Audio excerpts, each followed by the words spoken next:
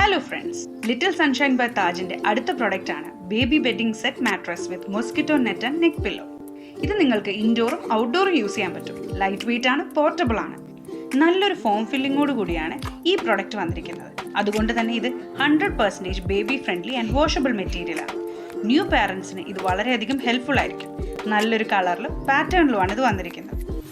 0 to 9 months വരെയുള്ള ബേബീസിന് ideal ആയിട്ടുള്ള ഈ ബേബി ബെഡ് നിങ്ങളുടെ കുഞ്ഞിൻ്റെ സൈസിനനുസരിച്ച് 12 months വരെയുള്ള ബേബീസിന് യൂസ് ചെയ്യാൻ സാധിക്കും.